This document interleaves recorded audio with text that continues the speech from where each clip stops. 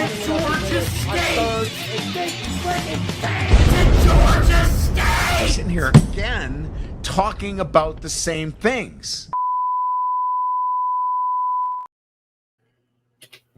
Well, unlike Josh Heupel on the road, we are here and we showed up today. Welcome, everybody, to another grand old episode of the FBS Report.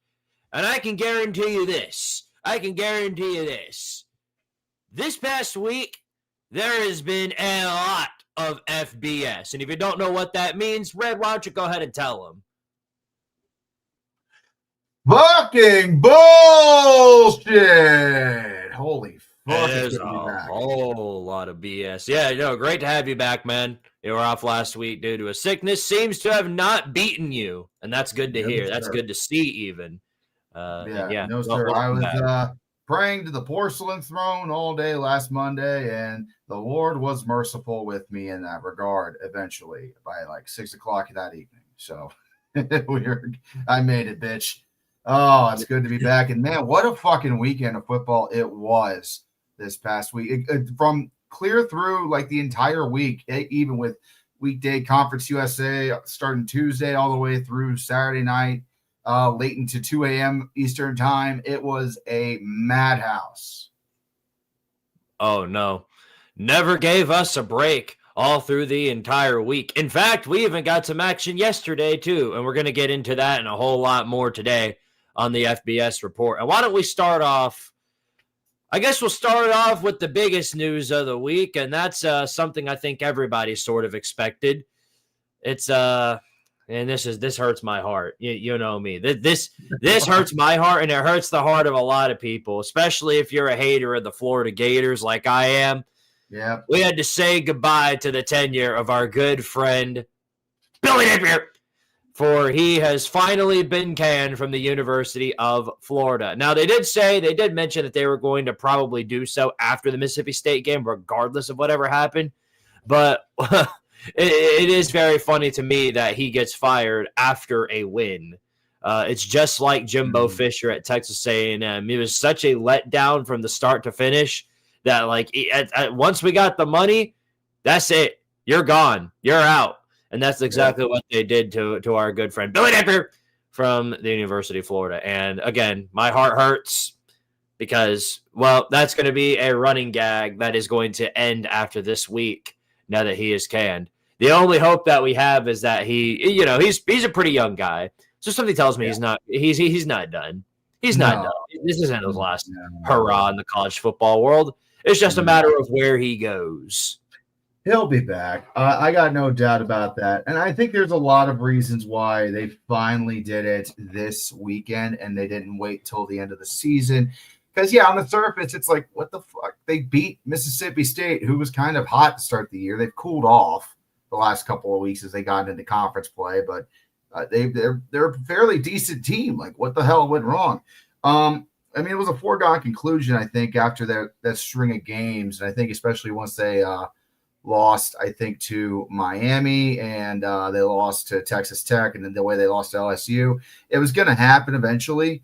Not Texas Tech, Texas A&M. It was going to happen eventually. The question was when. And I think you look at the schedule, they're on a bye week this week. Then they have to go play Georgia and Jacksonville. So you don't have to deduce too hard what the reasoning was there. They waited until the next open date, the last open day of the season, where they're not playing any games, and it would allow plenty of time for an interim coach to get a new system in and try to, get some shit moving, maybe pull off a miracle and upset Georgia, but really just kind of reset and try to salvage something for the remainder of the season. I think a little bit had to do with the buyout, a little bit, waiting for the boosters and alumni checks to clear. But I think on the other end, it's also strategic. Like, okay, let's get him gone where we don't have to play immediately after we fire him so the players have time to decompress. Mm-hmm. Well, it's funny to me, and this goes to the Florida program as a whole. It's just funny to me how quickly things got out of control the moment the shoot throw happened. The moment that this happened right here. Yeah, that was that was the moment. That was, you know what that was? You know what that was? That shoot throw right there. You know what that was for him? What was it? That was right there. That was basically the Florida equivalent of the final college football playoff poll back in 23 for Florida State. Ooh, what a comparison. The Seminole fans are going to be fucking pissed if they could be on the show right now. And well, it's the truth. It was the moment the program and the era as a whole for Mike Norvell bit the dust, and we'll talk about that sooner than later. But, yep, that's the end of the Billy Napier era for Florida. It can be difficult sometimes to pinpoint when a college football run for a team being actually decent, where it actually ends. I mean, I think the shoe throw, you could point to that, but I don't know. I would dare say that loss to fucking, who was it last season? Texas A&M for me. That opening week loss, the second week loss against Texas A&M, I think it was. That was the first sign of like, oh, the end times are coming, because A&M was not good at all. It was either that or Miami. If you really want to, Miami. Oh, Miami. I think if you really want to pinpoint a time where you knew it was completely over and there was no hope of coming back, it was the moment South Florida was treading down the field on him and they kicked the game-winning field goal to beat him in Gainesville. That was the moment you knew there was literally no way he was making it through the season. Think about it. I mean, he beat Texas. But that wasn't enough. It wasn't enough to convince anybody that he was sticking around, and we were all right. Because Texas is a mess. It's point blank. I mean, we'll get to them, I'm sure, a little bit there as well, but like, they're a fucking mess. And if there's anything to defend the loss to South Florida, they're probably going to be the Group of 5 playoff contestant this year, because I mean, Alex Golesh has taken something, chicken salad and turned it into chicken shit and turned it into chicken salad there in Tampa. I mean, they're a really fucking good team. Well, you can wrap it up like this, man. It's gonna be weird when Florida gets their new head coach, Lane Kiffin. So it's gonna be weird when that happens. Literally, if they do not get Lane Kiffin and they go with somebody else, that would be the funniest moment to me, because that just all it does is prove my point about Scott Strickland. Because you have him, you can never guarantee that the next hire you're going to make is going to be a good one, and more than likely it's going to be a bad one. I'm not buying quite yet of the Lane Kiffin to Florida rumors. I'm going to definitely just say, let's see where Ole Miss finishes this season. If Ole Miss actually makes the playoffs and makes a run, he's going to fucking stay. Nothing's going to take him away if they actually make a little bit of a run. But if they miss out again, he'll rage quit and go south. That's my 2 cents on the matter. Kiffin will not leave until he literally feels like he cannot win at this program, and then he'll fuck off and go south. Right. That's my thought. I mean, it'd be surprising to me. I mean, one thing we know for sure is that this coaching carousel is going to be absolute cinema.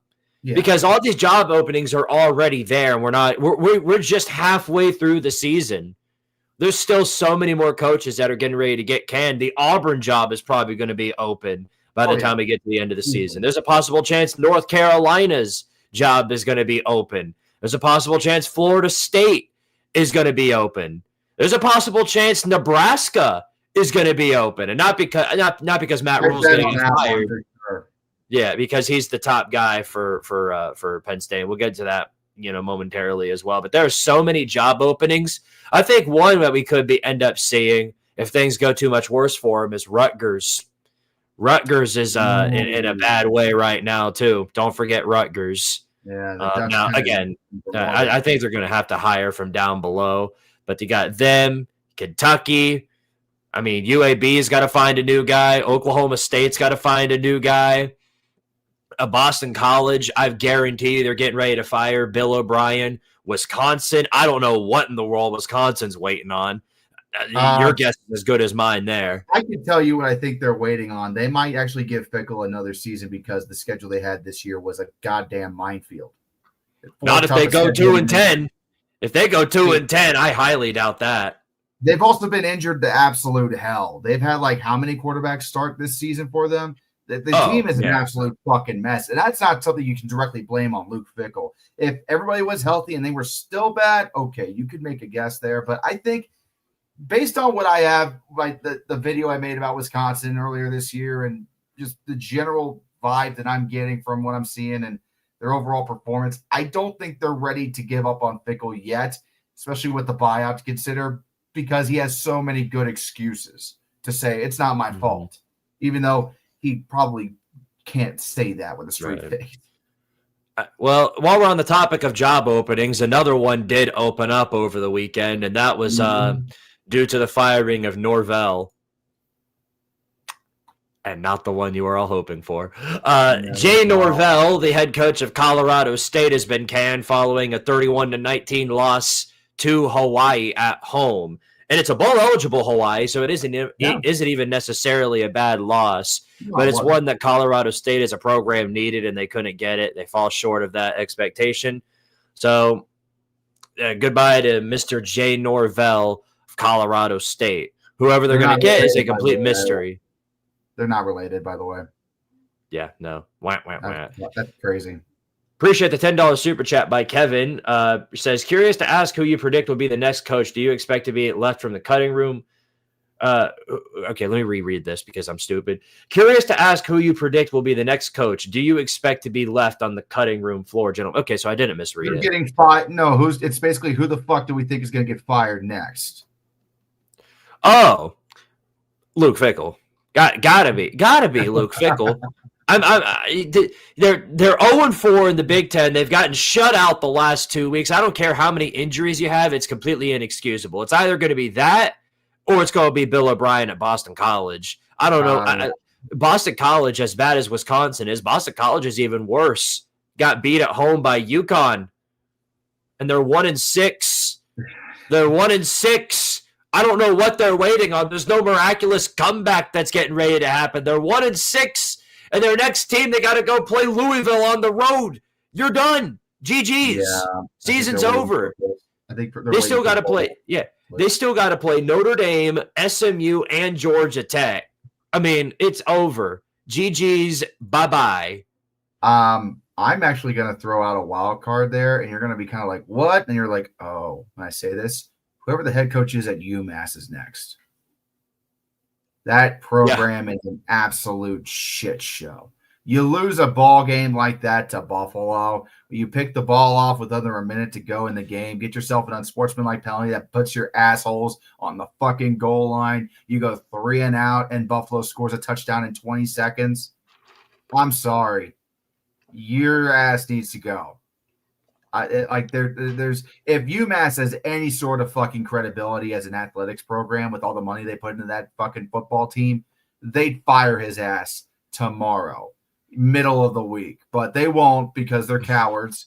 I would say if there's any coach that should be fired next, it should be UMass's head coach. But he probably won't be because they're so bad. Who's gonna fucking care, right? Who are you gonna hire? You can't poach it in the Sun Belt. Who's going to go to UMass? But here's what I do know is that we're getting the Super Bowl on November 4th. UMass is traveling to Akron. And I'm going to be there. Yeah, oh my goodness. They're going to put you on the side. If they have any sense, here's what I'm telling you, man. If they have any sense, Akron is going to let you be put on the sideline of that game. And they're going to let you do it like Bordeaux did at the Tennessee-Georgia game. And it's like that let you sit there and commentate it from the sideline. That's what they need to do. Because I think legitimately that would give them some publicity. Go ahead. Funny story about that, actually. I emailed them and I said, hey, I do this. I make a YouTube channel, and you guys have been a prominent part of my YouTube channel. We're a little small, but we're growing. And I emailed them and I said, would you mind if I could get some sort of sideline pass or just how that would go about? If I need to pay for it, I'll fucking pay for it. But how would I go about doing this? You know what they said? Nothing. I haven't fucking heard from them. They ghosted me. bastards. Yeah, I'm not. I was going to be nice and give them some praise if they had allowed me a chance to go onto the sidelines at Infocision, the hallowed grounds of Infocision State. But it's Summer Field, I think it's called. Well, there's still plenty of time. Yeah, there's still plenty of time. Don't count it out just yet. I doubt there's they still do. an opportunity. I'll buy a ticket. It's general admission on the visitor side of the stadium, for fuck's sake. I'll just buy a fucking ticket and go in. But I will be there, and I will document it, and I will give you my brutally honest opinions, because I do not fucking like UMass a goddamn bit, and I actually kind of like Akron out of pity. So I got a little bit of an interest here, but it's just going to be a goofy ass. Maybe some live vlogging, but it's just be a goofy ass vlog, more than likely, because I don't have the battery in this thing to just do a live stream in person at the stadium. Plus, I'd probably get in trouble for that too. Exactly. Yeah. Best of luck to you, though. Yeah, some exec from ESPN is going to come up and be like, "Listen, dude, it's Tuesday Night Action. Why the fuck are you doing this? We literally, what is the matter with you?" God, yeah, that's right. That game's on a Tuesday. It didn't even really hit me. Yeah, I'm taking the day off of work after that. No, I'm not going to work next morning. Fuck. Yeah. No. It feels like you need to take like a month off of work after watching that. Good luck. That's going to be amazing. It's going to be beautiful. It's going to be cinema. All right. Well, anyway, let's get into. We're already 20 minutes into the show, so let's go ahead and get into some of these games, shall we? Because we got a deep dive into the tomfoolery, and I guess we'll start off with Friday night, because we had a lot of big teams go down this past weekend, and two of them were in the top 5. And we're going to start out with what happened on Friday night. Guess what? We've been talking about this ever since they became the front runner of the ACC. All they had to do was not crystal it up. And you know what they did to us, Red? They daggum crystal balled it up. They go down at home. Well, okay, at the Dolphin Stadium, so in a neutral site. They go down to the Louisville Cardinals, and a huge upset is the number 2 ranked team, 24-21. Carson Beck didn't just have a trademark day. He literally had his trademark day. No touchdowns, 4 interceptions, including the game-winning one in the red zone when they had the chance to kick the field goal and to go into overtime. You can't think of a more crystal ball Carson Beck way. It's like the match made in heaven. You've got the 2 biggest choke artists around the same sideline together. It's beautiful. It's cinema, truly. Yeah, I don't know. I wanted to be mad at Mario Cristobal in this one because I despise that motherfucker. He is not a good head coach. He just inherits a great team every fucking year and somehow convinces enough kids to go to Miami because it's fucking, Miami. It's cool. Vice City, blah, blah, blah. Yeah, no, this loss isn't so much on Cristobal. It's on Carson Beck, 100%. Mm-hmm. You threw 4 fucking interceptions, including one in the red zone in the dying seconds of the game to try to take it overtime. You could not own a loss any fucking harder than Carson fucking Beck in this game. I don't have to explain it. He was off the entire game. The 4 interceptions. And by the way, that last interception, whoever that fucking corner was that grabbed it, I think it was TJ. I think pretty sure it was TJ Capers. Big fingers. My God. He's a dog. He's a dog. Beautiful interception. It's not like Miami didn't try. I mean, they gave the offense every fucking opportunity to win this game. Mm-hmm. The second to last drive they had was a touchdown because the defense did the absolute most perfect forced fumble that would make a defensive coordinator weep with joy. Helmet right on the ball, popped out, all over the floor like a fucking wet pig, and next play, touchdown. That looks so good. Not even fucking UMass would have screwed it up. So, the defense did great in that respect. Miller Moss is a tough cookie to stop. He's really difficult to shut down. So I'm not going to get on the defense. It's just if Carson Beck doesn't throw 4 picks, Miami totally wins this game. But because he threw 4 picks, Fuck, if he only threw 3 picks, they might have won this game. But nope, it was 4 picks, and that's why they fucking lost. Not because of Mario Cristobal not taking a knee, because Carson Beck forgot how to throw a fucking football. Yeah. Well, a couple of things can be taken from this one. One is Chris Bell is a man. We all know that. Chris Bell is a big man. And he's only like 20-something. And yeah, no, he is. He's an absolute man, that's for sure. Peep the stat right here. Miami could not run the ball in any single capacity, forced Carson Beck to do all the work. Ruben Bain had a terrible day. He only had 1 tackle. They shut him down completely. So I guess we found the key to stop, keeping Miami's defense at bay. But one thing's for certain, if you're a Cavender twin, you got to feel extra vindicated right now because Carson Beck came on after that loss and basically in the press conference did the Shador Sanders route of putting the entire team under the bus by basically saying, oh, it's all the wide receivers' fault. It's all the wide receivers' fault. I threw 4 picks. No! What? 4 picks? How's that the receivers' fault? It's insane, and I get it. And like that last pick, I think that was way more of just a dog move by the corner there. No, it's not. By TJ Capers. It's half and half. I do think that was more of a dog move right there. It was a risky throw in a bad situation. So I'm even willing to give him the benefit of the doubt there. But some of those other picks were just him being completely stupid. The arm punts that he had, it just made absolutely no sense. So, yeah, Miami, as Alatron just said, Miami got on the 7th floor. And, well, now they haven't blown the entire season just yet, but the road to the playoffs looks a whole lot darker now. And it's only a matter of time, I feel like, before they truly do Cristobal it up. Goddamn, I just remembered I wanted to put the 7th floor crew rap in my next chaos video. Now I'm going to fucking do it. By the way, you want to talk about men. Malachi Toney from Miami is a fucking man. Dude had a great night despite Carson Beck. 135 yards passing or receiving yards. Like, they could not shut his ass down. And that's the other reason why I'm like, if it wasn't for Beck throwing the 4 picks, he could have gotten Malachi Toney in the end zone. Like, that's the dude fucking was on Friday night. Just wish he was on a better team. Yeah. No, really wishes he's on a better team. That's a great way of putting it. You want to know who's also a man? We're going to talk about our next game here. You want to know who's also a man? Drake Lindsey of Minnesota. They finally have a pass. They finally have some sort of passing game, and the boat was definitely rowed in this one. The only silver lining I can find as a Nebraska fan, for you Cornhusker fans watching, literally the only silver lining was that this was not a close game. You did not lose in a close game this time. Nebraska beat the ever-living piss out of y'all from start to finish, and it was no competition for any point.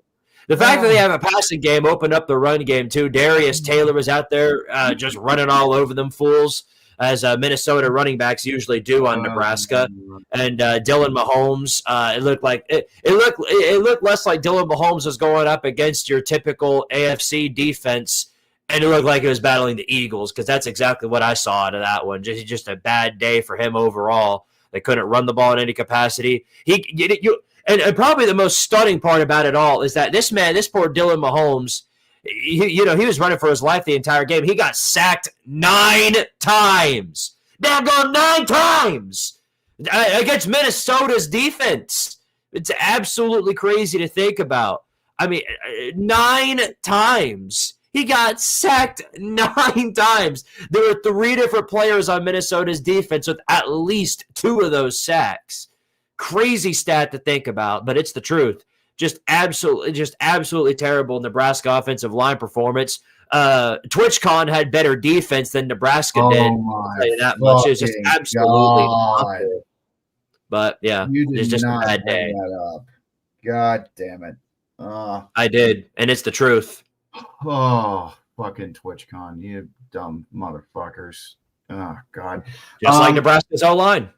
Jesus, yeah.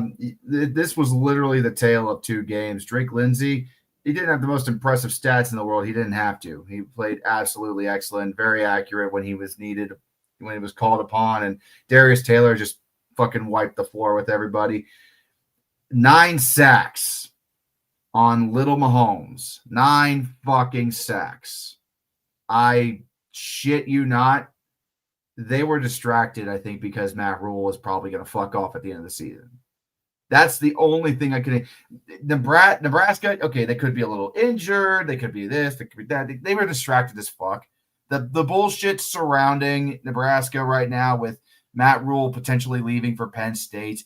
If Nebraska was smart, they would have re-signed his ass to a long-term extension immediately once James Franklin got fired, like fucking Indiana did, because Indiana had no problem taking care of Michigan State on Saturday, and Cignetti was in the fucking vortex of potentially being named as a successor at Penn State for about a day and a half, and then Indiana shut that shit down like Fort Knox.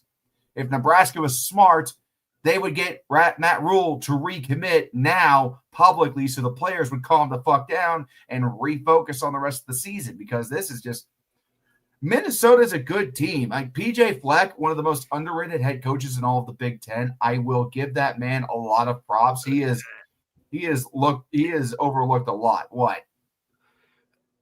Keep in mind they're 5-2 right now. They've got three chances to blow it. You do realize that. This is the 7-5 merchant right here. We got to hold off on that until they win 8 games. I know. Okay, you want to look at their schedule, see what they got left? I'm sure it's probably some other Big Ten West I'm talking fodder. Historically speaking, mainly PJ Fleck is one of the most underrated head coaches because he has consistently gotten the Gophers, to a good season. Okay, Iowa, probably going to be a win. Michigan State, definitely win. Oregon, probably lost. Northwestern, win. Wisconsin, 4 fucking wins right there. They could finish 9-3. Boy, wouldn't that be something? Minnesota at 9-3 and ranked in the final AP poll. That would have a lot of people crapping all over themselves. In fact, that would have Penn State reconsidering who to hire.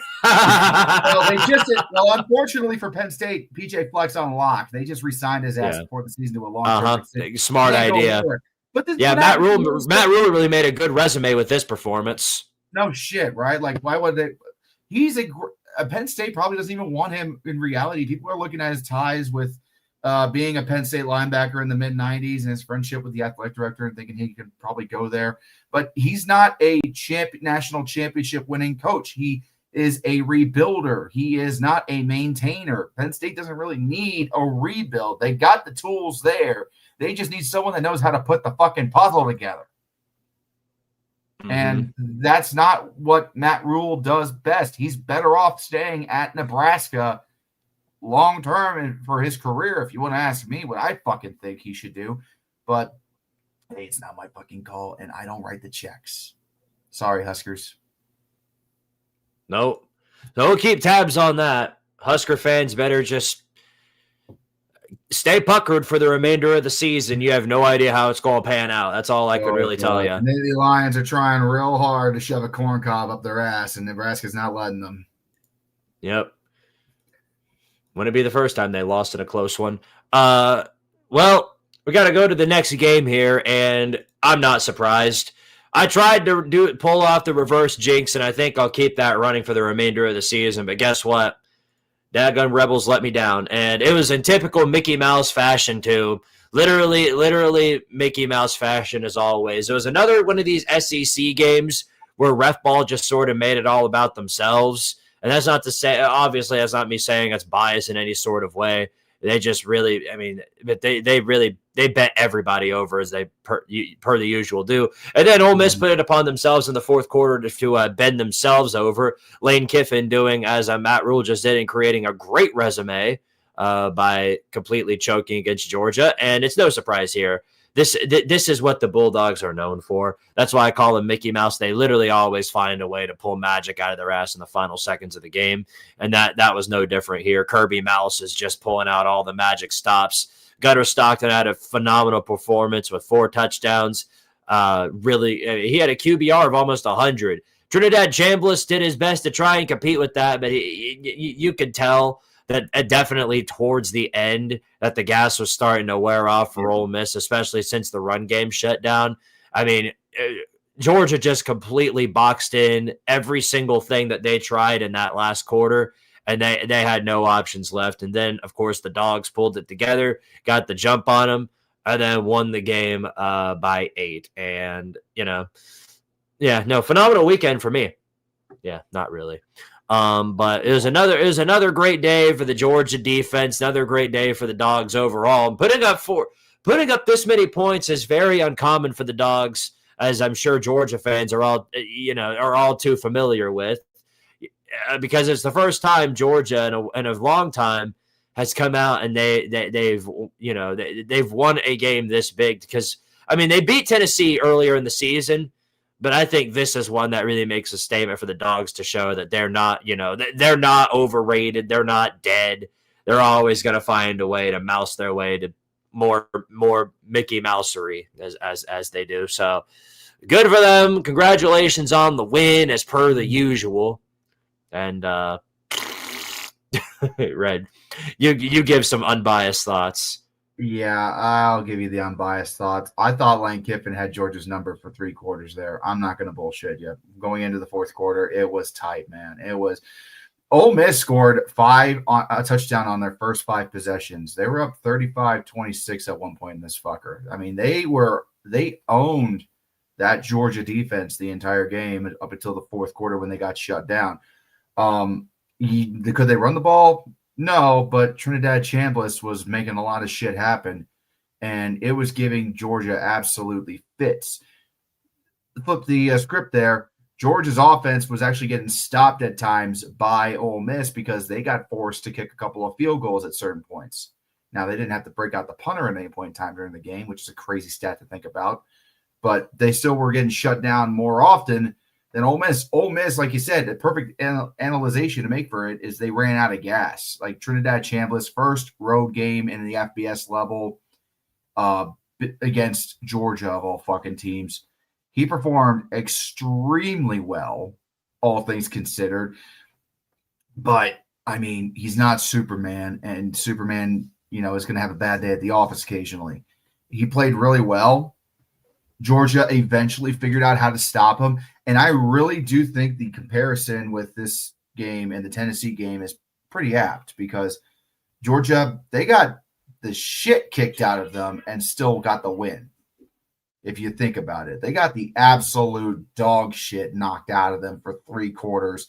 And then the fourth quarter is when the defense finally got Chambliss down. They finally swung the momentum just enough to get him to stall out on a few drives. And that's ultimately what the difference maker was. The only reason why Ole Miss lost is because their defense couldn't adjust against Georgia's offense. Georgia's defense could adjust against Trinidad Chambliss eventually. That's it. It was a track meet, and Lane Kiffin fell short about 50 meters from the finish line. So yep, clutch ball. It was a game of clutch ball at the end. There's no better artists at that than Georgia. Yeah, that's part of the reason why I hate him so much. Yeah, if you're going to go 12 rounds against an SEC team, you need to have the conditioning to do so. Otherwise, you're just going to get your ass knocked out at the last round. And yeah, I mean, Ole Miss, they're close. I mean, they showed me something. I think that playoffs is still very much a possibility for them, despite the loss. They should be one of probably 4 SEC teams that will likely make it in, to be honest. They got to be 11 or better, considering the group of 5 participant. And I think there's a good chance that they will be, but who the fuck knows at this point? Right. I missed a super chat, by the way. I wanted to shout out Hendon Hooker Stan with the $2 super chat. It says, who's uglier, Carson Beck or Miami's Duck mascot? I don't know. That's a good one, but that was the worst sellout for Carson Beck I've seen since the fall off of Ice Age. So oh, Jesus Christ. Yeah, no. I feel like that stray was necessary. All right, well, the Georgia fans might want to stick around. I know I lay into y'all, but there's somebody else I need to lay into, and I won't lay into anybody harder than I will these absolute shit rags right here. And there's no avoiding it now. Here it is. Okay, so I feel Who's got popcorn, huh? Everybody, grab your fucking kettle corn. Here we fucking go. Gather around, everybody, one and all. Get the kids. Make sure the kids are standing up front so they can hear everything this man's about to say. Please, Squid, enlighten us. Oh, of course. You don't have to tell me. I already know what I need to do. So you guys know and Red, you may know this, but some of you probably don't unless you're a grown adult with kids. Let me ask you something. Okay. You know that like when like your child will come to you and he'll be like, hey dad, this cool movie just came out. Can we go see it? It's like, oh yeah, sure. Looks pretty fun. All right, we'll go see it. You go to the movie theater, get your popcorn, whatever else, sit there, chew away. You're already halfway through the bucket by the time the movie starts, and then the movie begins, and it is the biggest pile of shit you have ever seen in your life. Literally, you could, like, corn is in it, the flies are all around. It's the worst thing you have ever seen in your life. And you walk out of the movie theater and you're like, well, yeah, never doing that again. I'll tell you that much. And then a year later, hey, Dad, remember that really cool movie that we watched last year? Guess what? There's a sequel. And then you see all the color fly out of your face, and you're like, oh God. Then you're forced to go watch it. And guess what? You thought it was a pile of shit before. Now it's an even bigger pile of shit. The pile has gotten so big it's bigger than the cow pasture itself. Then the next year, same thing. Now there's a third movie that's out. Now you get to watch it again, time and time again. That right there, that entire synopsis is literally the exact same feeling I have when I watch Tennessee go on the road at night. And that's literally what happens every single time. If you watch this game, then you know for certain the same thing that everybody else does. Mm-hmm. And this was a very winnable game for Tennessee. It was two teams battling it out.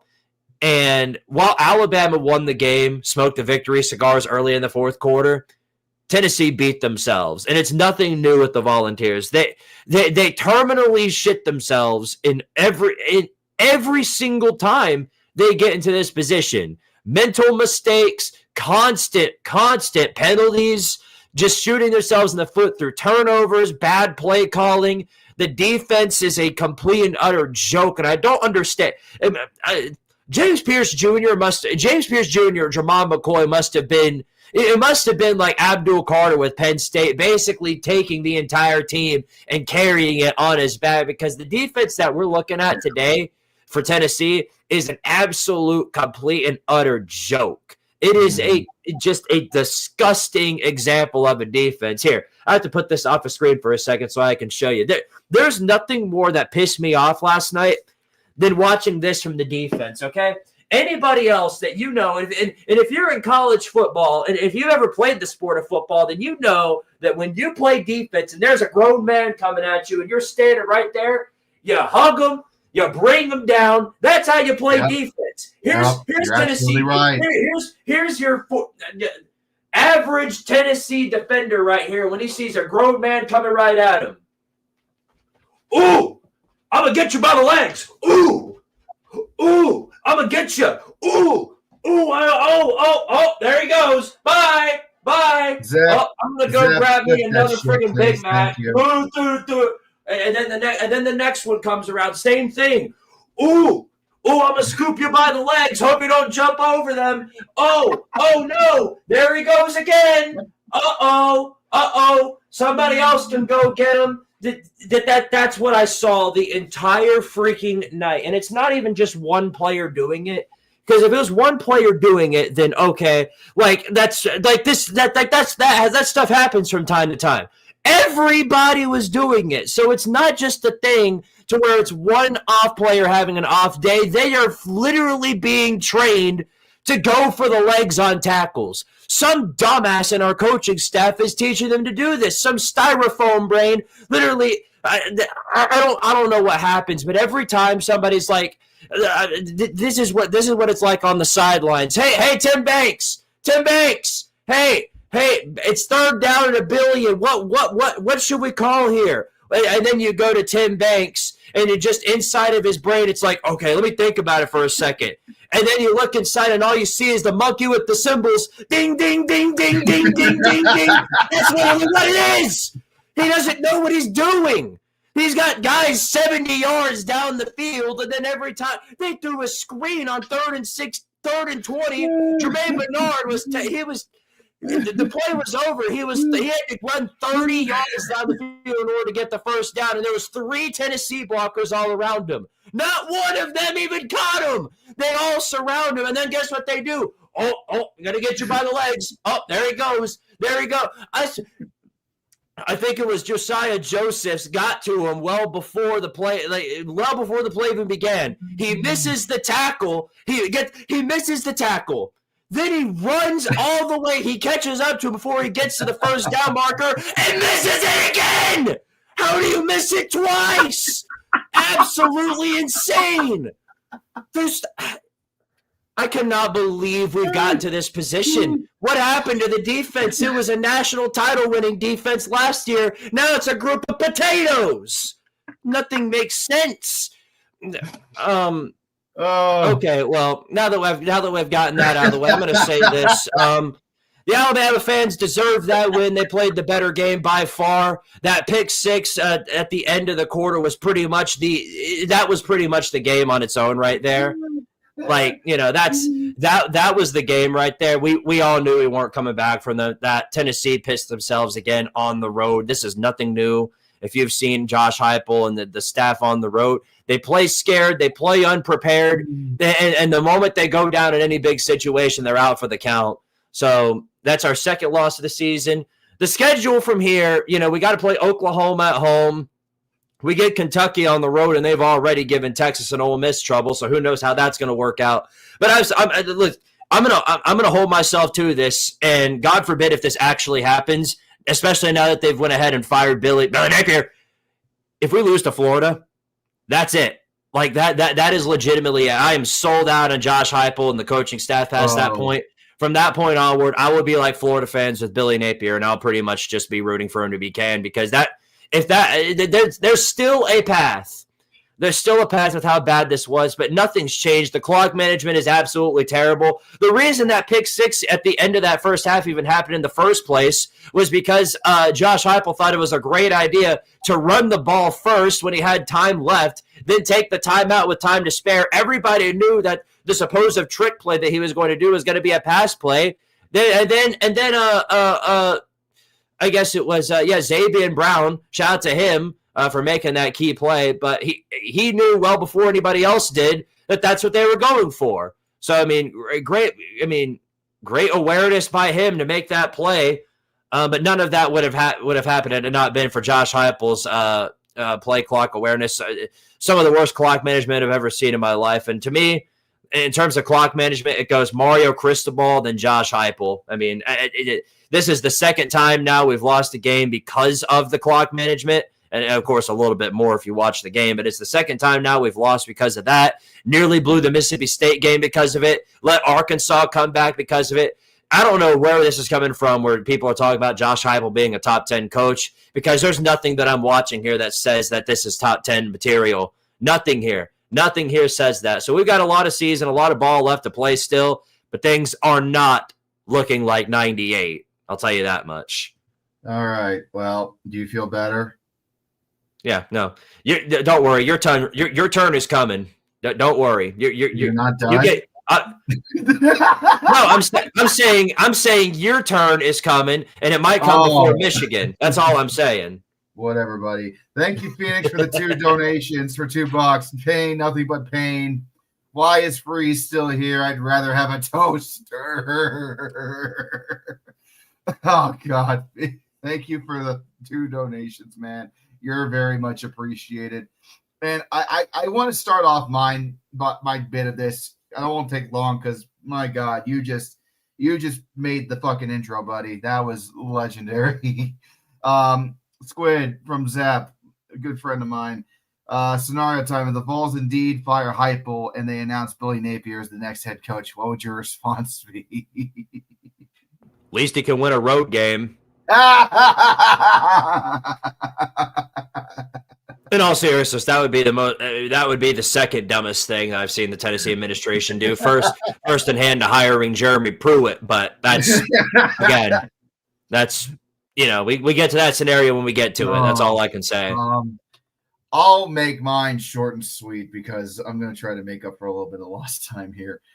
I am just disappointed that Tennessee is not fully utilizing Joey Aguilar. The dude is just they're just Sean Bishop had a great game here. And I feel like Aguilar, he's got so much fucking potential, man. I'm going to be really curious to see what he does if he makes the NFL and that someone gives him a chance. I really like him as a quarterback. He's really, really good. It's just that it's a damn shame that he is on an offense that doesn't know what the fuck to do with him. If he was playing on any other team that's got, any sort of fucking coaching staff that knows what the hell they're doing, he could be in the Heisman running, I think, here. But alas, he's on Tennessee. I mean, it's better than UCLA, I guess. At least you matter. Unlike a certain someone that went to California over a fucking Maserati and some NIL bullshit, but we're not going to bring that back up again, even though it probably make you feel a little bit better. I think that in general, it's a goddamn shame for Tennessee, but it also, you got to talk a little bit about Bama here. That loss to Florida State week 1, that lit the biggest fucking fire under their asses. Nobody would shut the fuck up that the Bama party is over. And the Bama party, apparently, it's hitting phase 2. It's about to absolutely just I'm nervous now. Yeah, I mean, we're two people that counted him out. Yeah, we counted out. I counted Alabama out. I thought they were done. They were washed. DeBoer is going to get out of there. He'll be run out of town. Nope. He's the black hoodie is here to stay. Mm-hmm. It's about Penn State against UCLA. Thank you for the 2, Katie Novaneko. And Jay Nicolay with the 2, much appreciated, says, towards your therapy bill, talk about trauma. Much appreciated. That was raw. That was raw emotion right there. That reminded me of when Ohio State lost to Oregon and Michigan last year. Mm-hmm. Oh, I felt it. And that's why I laughed so damn hard. Well, on the bright side, obviously we're losers, but there are losers all across the country, as we all know. One of them being a team that nobody expected to go down this week, and that's a little omen to the death of the Big 12, I guess you could call it. And while the Big 12 isn't necessarily dead, it sure is a pile of chaos right now. Texas Tech, the clear and obvious front runner of the conference, at least up until now. I thought they were top 5, but they were number 7. They have gone down to Sam Leavitt's comeback arc and the Arizona State Sun Devils. Now, keep in mind, Arizona State last week against Utah, they looked absolutely terrible with Jeff Sims at the helm. Mm-hmm. So if Sam Leavitt ever gets hurt again, oh boy, the season's cooked. But they had their little mulligan. Sam Leavitt comes back, and he immediately went to work on the Red Raider defense. I haven't seen a quarterback pick apart the defense like that, and a lot of that can be contributed to Jordan Tyson and rising hero Jaron Hamilton coming in to save the day too. It was a great performance overall by the wide receivers. Great performance overall by Sam Leavitt, and it looked like at the end the Red Raiders are going to sort of make a comeback and then find a way to prevail. But no, Arizona State goes on a clutch drive at the end there, seals the deal, and the Sun Devils throw the Big 12 in disarray with this one. Great performance by them overall. Indeed. I really loved watching this game. I know it's hard to watch these games when we had so many big ones going on at the same time. Obviously, you had Georgia and Ole Miss duking it out on one corner of my YouTube TV, and then suddenly I'm looking in different games, and I see that Arizona State's up 9-0, 9-7 on there, Texas Tech. I knew that Tech was going to have a hard time against Arizona State because Baron Morton was not starting at quarterback today. You had Will Hammond, your backup quarterback, starting for Texas Tech. Right away, that sets alarm bells off because Baron Morton is about one of the best quarterbacks in the Big 12. And if he's not playing, that's not good in any sense of the word. He literally, props to Hammond for the effort. He didn't do awful, but he definitely didn't do great either. He made some plays late, got a touchdown late to try to get Texas Tech back into this one. But in a game against Arizona State with Jordan Tyson and Sam Leavitt, it doesn't matter what you throw against them. Tyson's going to get 100 yards on your ass. And when you're doubling up Jordan Tyson, there goes Jaron Hamilton wide the fuck open, right? Here comes Mateer wide the fuck open. Oh, Raleigh Brown, he'll gash you for about 3 yards, 4 yards a carry if you're not watching. There's Arizona State. I joked last week when they lost. I said, oh, man, they're really missing Scatabo right about now, aren't they?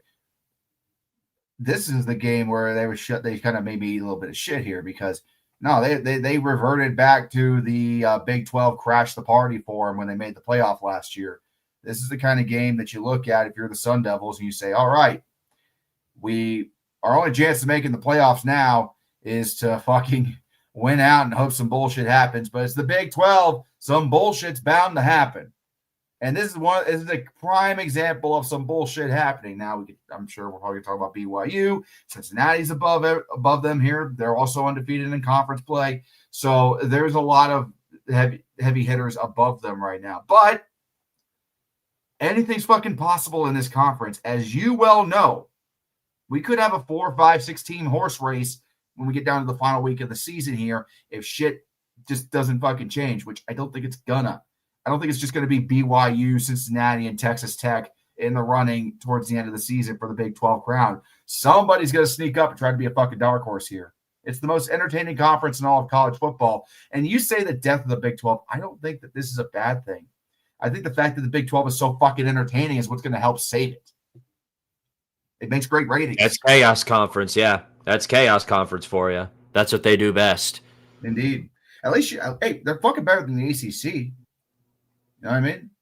At least everybody's about the same. Yeah, everybody better than the ACC. That gun tank conference, yeah. Yeah. And, Z-Man in the comments said BYU just to play Cincinnati and Texas Tech this season. So BYU, but right now BYU's back in the front running for the Big 12, which I don't think many people. I certainly didn't expect it. I wrote off BYU in the offseason like a lot of people did. They're strong. They're 7-0. Yeah, we need to dive into the Holy War a little bit because I got some things to say about their quarterback. But yeah, why don't we go ahead and do that? Yeah, let's go ahead and knock that out real quick. Since we're on the topic of the Big 12, might as well give the Holy War a little love since College Game Day didn't decide to do that. I was one of those people that sent BYU to the afterlife after they lost Retzlaff to Tulane and they let him leave. I did not realize they had a fucking bear in their arsenal because holy shit, Bachmeier. This kid is insane. He's a freshman quarterback, for God's sake, and he went out there playing like a fifth-year senior. He absolutely destroyed this Utah defense. It was a close game for 3 fucking quarters, but man, when the rubber met the road in the fourth quarter, he did not bend an inch. He is the reason they won this fucking game, and he's the reason that BYU honestly could make a run for the fucking playoffs at this point. They're 15th in the nation. They're the top team in the Big 12 right now. He's a dual threat quarterback in the best sense of the word. It also doesn't hurt that you got LJ Martin lighting up for 122 rushing yards. Because good goddamn. I mean, Bachmeier wasn't the only one rushing the ball. I'm stunned. And granted, Utah, they've been up and down this season. They've been kind of rebuilding, and they're doing a really good job of bouncing back this year behind Devin Dampier. But it's nuts to think about how well a guy that was going to be the backup quarterback this season is actually playing. You never know when you're going to hit gold with these teams, man. It's crazy. You never do. But no, they put up a great performance especially at the end there. The clutch ball came through in the clutch for them at the very end of that ball game. And who would have thought the field goal would have made that big of a difference? But this was a defensive brawl all the way from the start till the end. Really fun one to watch if you were up that late, which but no, it was a really, really fun game. The Holy War is always a fun one, and you can immediately tell it because of the color rush uniforms. I love the fact that they do that. One of the funnest things about that. I know LJ Martin had a great day. So did Daniel Bray. It was a pretty even battle overall. 2 offenses battling it out, but the field goal made all the difference. And because of their status and the fact that Texas Tech has fallen, the Cougars are the front runner for the Big 12 right now. How long it'll stay that way? Not a clue. That's the thing about the Big 12. Nobody's ruled out. Nobody's ruled out. No upset is too big. I give it a week. It's gonna get jumbled up next week. I promise you, it's gonna get jumbled up again very soon. It ain't gonna last long. There's gonna be fucking Iowa State could come back. Who the hell knows at this point, right? Mm-hmm. Genuinely, it's insane to think about. And I love the Big 12, man. It's the fact that they survived and the Pac-12 didn't. I think honestly, even though the Pac-12 we all wrote off Big 12 as the sick man of college football. No, in reality, they went to an insane asylum and came back fucking crazy. So it's the best thing for college football's Power 4 right now is the Big 12. Oh, I love it. Opinion. Yeah. You know what else is really great for college football? Brian Kelly losing. Yes.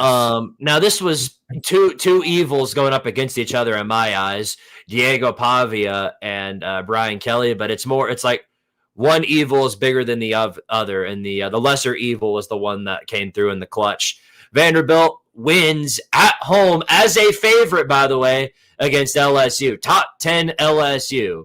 And Vandy proved in this game that they're not just, this isn't an upset, and it isn't an upset in any capacity. No. They proved in this game that they are here and they are here to stay, because not only did they win this game as favorites, they didn't even rush the field. They didn't even rush the field for it. They didn't even do that single line field rushing thing that Vandy did that one time they beat Florida. No, they won the game. They cheered, they celebrated, didn't rush the field. They've proven that they're the real deal. 6-1 now, and they control their own destiny for the playoffs and a whole lot more. They're bowl eligible, but they're going to be looking for a whole lot more as the season progresses. And it's just crazy to see that the Commodores of all teams are in this position. And now we're heading into this week where in the AP top 10, you've got Indiana, Vanderbilt, and Georgia Tech all ranked in the top 10. Has there ever been a moment in the history of college football where we've seen anything like this? I don't think we have. The 50s, maybe the 1950s, if you want to go back that far, that might be a chance. But like that was a clusterfuck back then. I knew Vanderbilt was going to win this game. I will not hesitate in saying that. I said as much a couple of weeks ago after they lost to Alabama. I even said in my Chaos video, I think Vanderbilt's got a good shot of beating LSU. And the reason why is a couple of things. Vanderbilt's offense is just fucking lethal. Diego Pavia, when he's not talking a bunch of shit and he's actually fully focused, one of the best quarterbacks to ever fucking do it in this game, bar none, point blank. They got a dynamic pairing with him and how do you pronounce his fucking name? Young, the running back, Cedric Alexander. They can run the ball down your throat if you're not paying attention. Everyone looks at Diego Pavia like, oh, he's a great passer, he's a great quarterback. He can also run it up your ass along with the other running backs. On the other side of it, LSU is fraudulent as fuck. We all know this. We've known this. If there was a great get-right game for Vanderbilt, and that's a sentence I've never said in my life, after the Alabama loss, it was LSU. Why? We know they can't defense. Garrett Nussmeier has regressed hard this season. He threw 2 touchdowns. Yeah, he had himself a good game, statistically, but he was getting harassed all afternoon by the Vanderbilt defense. He was getting knocked on his ass more times than I care to admit. I don't even know what the sack numbers were, but he was getting harassed the entire game. And the LSU receiving core, they couldn't bail his ass out because Vanderbilt's defense just smothered them. I mean, smothered them. And you're absolutely right, Squid. Vandy proved the state. The win against Alabama last year was the sign that Vanderbilt had arrived. This win against LSU is the sign that they're here to stay, and they're going to be here for a while, I think, because you look at, sure, you're going to lose Diego Pavia after this season. Godspeed, good sir. But guess what? Guess what he created? The culture. The culture is actually damn good at Vanderbilt. Oh, he said the thing. He said the thing. It's damn good at Vanderbilt right now. And there's one, and if there's another thing Vanderbilt has, rich ass donors. That NIL money is fucking free flowing right now. And I truly a development. A massive development for Vandy. I guarantee you that recruits will be flooding to Nashville. You're going to have transfers and freshman recruits flooding to Nashville after the season with everything that they've done, short of their head coach getting poached by Penn State or Florida. Okay. But then again, Vanderbilt's got the money to pay his ass. They'll probably do it in Indiana and sign his ass. Clark Lee, and Clark Lee's also a Vanderbilt man. He's a lot like he's a lot like Cignetti in that position. Yeah. He's not beholden to the next highest caller for money. He's committed to that school, especially after everything he did there. They're going to build a fucking statue for him. They'll build a statue for him, for Pavia, for the fucking mascot, whoever they have. Everybody involved in this resurrection of Commodores football. Kevin Von Magen with the 5 says LSU is one of 2 FBS teams yet to score 25 or more points versus an FBS opponent. North Carolina is the other. Yeah, North Carolina, I'm not surprised by, but LSU hasn't scored more than 20. Oh, you know what? Oh, they did play like shit against Florida. I remember. They play like voodoo sneaky against everybody not named FCS. So there you go. I think they hung 50 on Long Island. That's about it. BK, we ain't got away. We suck. All right. Well, let's do our weekly shouts before we get into week 9, shall we? Cannot believe we're already to week 9. A lot has happened since, but let's get our shout outs out of the way. First off, shout out to Cal for getting things right on Friday night by beating up on this poor staff of AIDS that you call North Carolina. Jordan Hudson's wife goes down again. Just another sad, pathetic, ugly performance. JKS got it right, even though his wide receivers let him down, with the exception of Jacob DeJesus, as I call him. Yeah. But no, great win for Cal. Anything you'd like to add to that? Yeah. Why are you still starting Gio Lopez, guys? What the fuck are you doing? He's trash. Look at everybody else they got. I mean, I know, but you want to have the most polished turd out there if you're only got turds, right? Yeah, well, if Max Johnson breaks a toenail, he's out for the season. So, that's fucking bro. I mean, that it's a lot like Cam Rising in that regard. It's not me trying to rag on him. Obviously, it's not. It's the truth. He had his whole ass leg broken in half last season. You're like, oh, just walk it off. No, that's not what I'm saying. That's not what I'm saying. I hope he gets it right, though. If it were up to me, I'd be starting him, too, if you want me to be completely honest. Yeah, I wouldn't start Gio Lopez if I was in North Carolina. But then again, I don't want to coach North Carolina either. That's a fucking train wreck.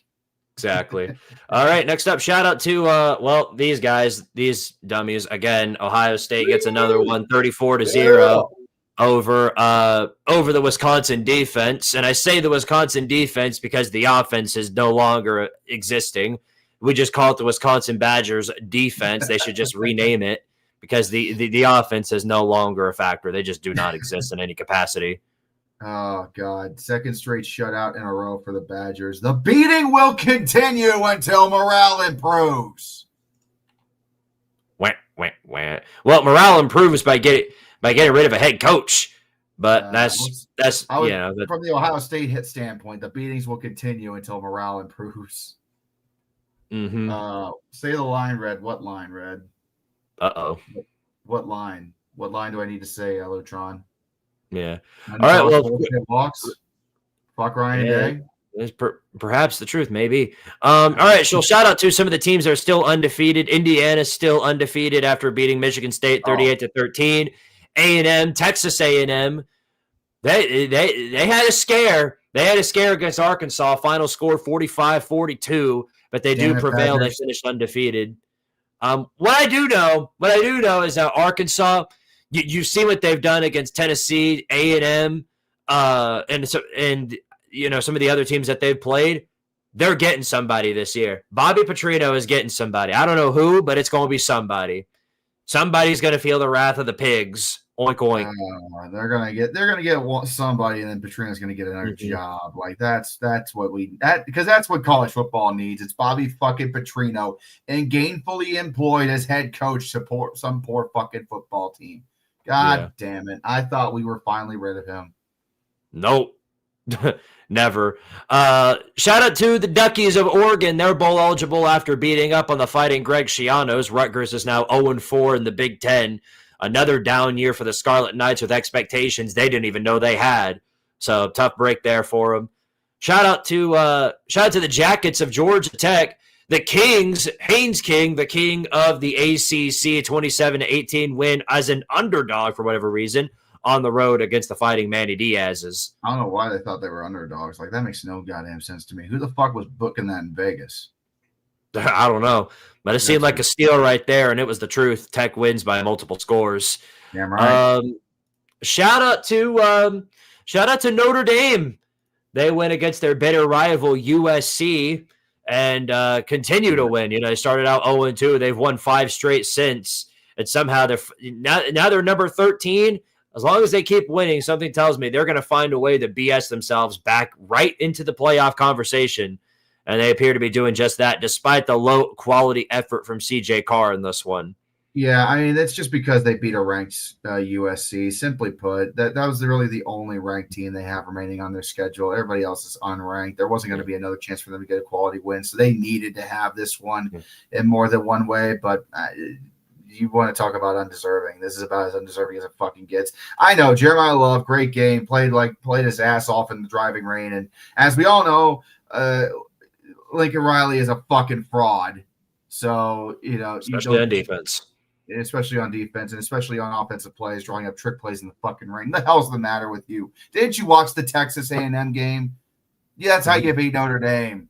The fuck. Brent Gap 248 with the 2 says, "Damn it, USC, you had one job." Yeah, my girlfriend's not like it is. She's fucking pissed. Yeah, I'd be rationally pissed too.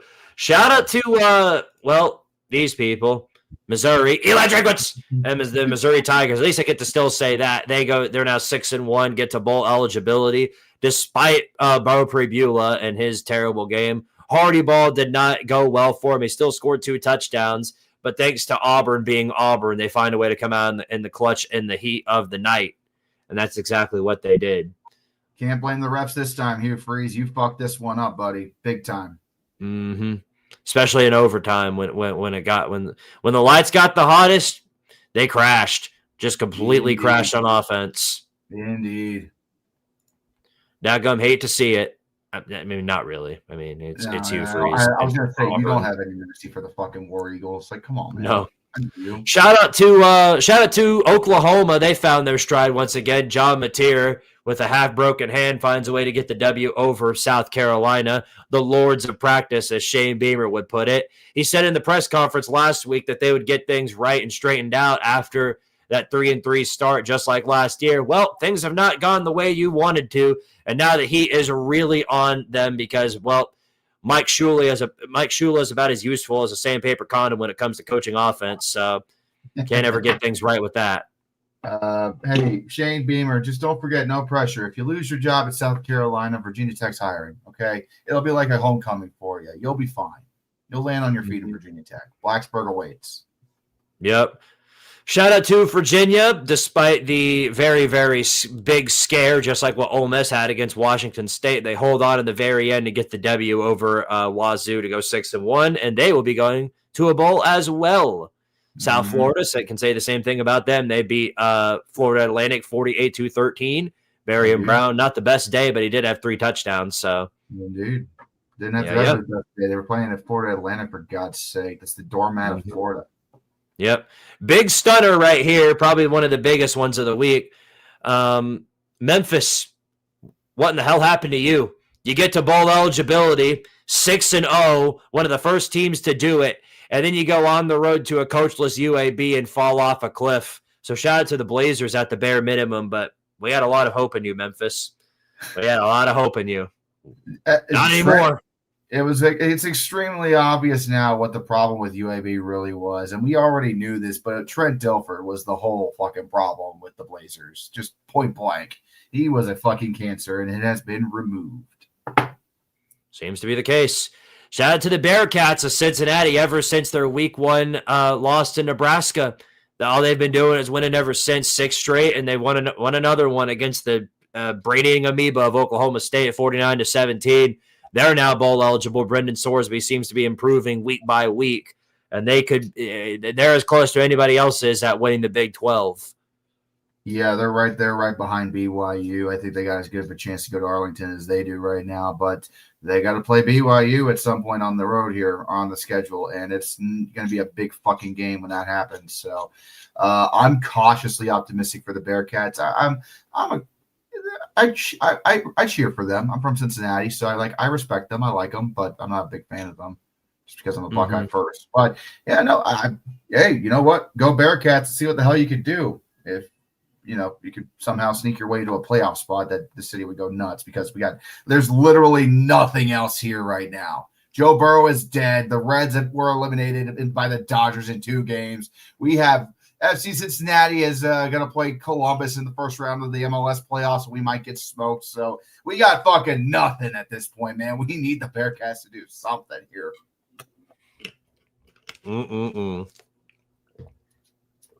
Hate to see it. And I know you hate to see this, but I'm going to say it anyway. Shout out to Michigan. I don't know what happened to the Washington offense over this past weekend, but one of the hottest offenses of what it looked like with Damon Williams just came up flat. Wasn't able to ever get it together. Michigan goes up 24 to nothing, and then that just pretty much, even with the garbage time, it was 24-7. My bad. But it was still, there was no way Washington was ever going to come back. It was a garbage touchdown that they had, and that was the only thing that they got. So Michigan defense comes through in the clutch. The victors were hailed on that particular moment. Okay, we're put down the finger. We're moving on.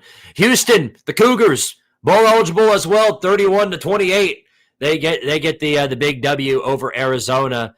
Ethan Sanchez, the absolute myth and legend of the Houston Cougars, once again comes through in the clutch for him, despite Noah Fafita having the game of his life. So unfortunately, they couldn't come through in there. But Bearcats still do get to win there, and they move on to getting bowl eligible as well. Cool, cool, and good. Cool and good. I'm still a little pissed off that we had to give Michigan compliments. So yeah, I did. You just sat there with your finger up like you were pouting.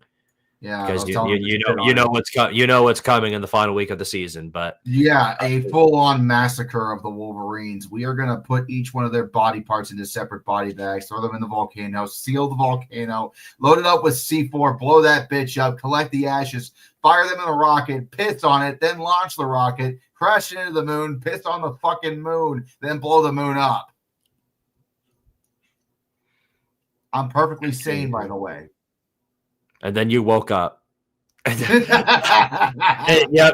All right. Well, shout out to TCU. They beat Baylor 42-36 in a really, really fun Big 12 style rivalry. And unfortunately, Sawyer Robinson, despite putting everything he had in the final moments, was not able to come through in the clutch with the backup or with the comeback. And well, they come up short. So shout out to UCF, Central Florida. 45-13 W over West Virginia, and the coaches having a second 10-year bowl. And, well, yeah, West Virginia's in a real bad way right now. That's all I can really say. 0-4 in the Big 12. They look even worse off than when Neil Brown was there. Rebuilds do take a long time, but they seem to have gotten the short end of it. Yeah, I mean, and we all knew it was going to happen this year. There's a reason when you bring back all of your alumni from 2007 to make the fans feel better. It's because what's about to happen is going to really, really suck. So, no surprise here. Yep. Shout out to, and this is how you know Clemson's washed. SMU, they beat Clemson 35-24, and not many people even knew it. Not many people even cared. That's how you know Clemson is just completely washed. They're 3-4 now, 2-3 in the conference. And if it weren't for Penn State, they would be the most washed team of this year. So, really daggum hate to see it. I didn't even know Clemson lost until yesterday. I didn't even know Clemson lost against SMU until yesterday when I was going through writing my video. I was like, oh, well, I guess that's going into rapid fire. Here you go. Yeah. Some other teams that were bowl eligible now, Tulane, James Madison, North Texas, Hawaii, Those are some of your other teams in the G5 that are now also bowl eligible and will be mentioned on the Chaos Recap, as you would expect. And also, they are bowl eligible yet, but we got to shout them out anyway. The Blue Horses of Boise State, the Maddox the Madman suddenly found his stride. 4 touchdowns against UNLV at home. The Rebels, they've been playing with fire all season long. Shout out to, once again, development with an astounding development as he went down against Boise State and UNLV's first loss of the year. There's a reason they were 6-0 and weren't even close to being ranked. It's because they've been playing with fire throughout the entirety of the season, and the fire finally caught up to them. Indeed. Desert Rat Dan Mullen. That's what I call him. Desert Rat Dan Mullen, because he's in the desert and he's a fucking rat. His ass finally goes up in flames because Boise State says, if I can't make the playoffs, no one from the Mountain West will. And just drags UNLV to hell with them. Yep. Shout out to the month of October for beating Maryland once again. UCLA knocks off Maryland 20-17. A game-winning field goal by Mateen Baghani. I think I pronounced that correctly. If not, then oh well. But he did get the game-winning field goal, and the Bruins get another one. 3 straight. Crazy. Stunning revelation even. They might actually go bowling after all this mess. Could you imagine that happening?